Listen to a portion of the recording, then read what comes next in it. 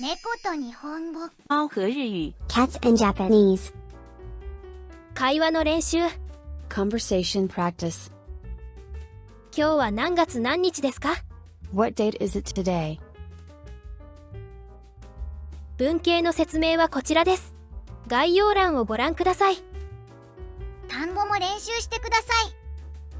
助数詞も練習しましょう。チャンネル登録といいねもうお願いします。 What month and day is it today?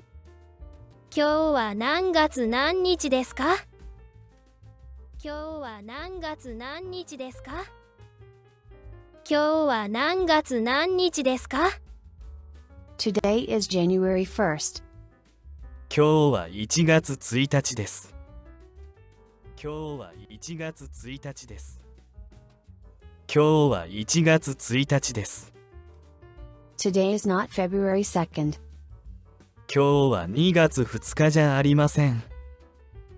今日は2月2日じゃありません。今日は2月2日じゃありません。What month and day was it yesterday? 昨日は何月何日でしたか？昨日は何月何日でしたか？昨日は何月何日でしたか？ Yesterday was March 3rd. 昨日は3月3日でした。昨日は3月3日でした。昨日は3月3日でした。Yesterday was not April 4th. 昨日は4月4日じゃありませんでした。昨日は4月4日じゃありませんでした。昨日は4月4日じゃありませんでした。What day is tomorrow? 明日は何日ですか？明日は何日ですか？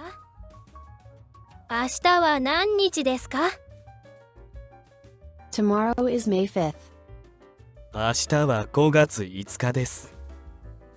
明日は5月5日です。明日は5月5日です。Tomorrow is not June 6th. 明日は6月6日じゃありません。明日は6月6日じゃありません。明日は6月6日じゃありません。What day was the day before yesterday? おとといは何日でしたか？おとといは何日でしたか？おとといは何日でしたか？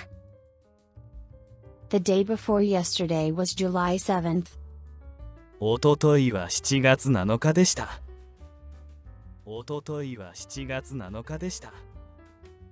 おとといは7月7日でした。The day before yesterday was not August 8th. おとといは8月8日じゃありませんでした。おとといは8月8日じゃありませんでした。おとといは8月8日じゃありませんでした。What month and day is the day after tomorrow? あさっては何月何日ですか？あさっては何月何日ですか？あさっては何月何日ですか？ The day after tomorrow is September 9th. あさっては9月9日です。あさっては9月9日です。あさっては9月9日です。Tomorrow is not October 10th. あさっては10月10日じゃありません。あさっては10月10日じゃありません。あさっては10月10日じゃありません。Is the meeting on November 11th? 会議は11月11日ですか？会議は11月11日ですか？会議は11月11日ですか？ No, that already took place on December 20th. いいえ、12月20日でした。いいえ、12月20日でした。いいえ、12月20日でした。繰り返し練習しましょう。よくできました。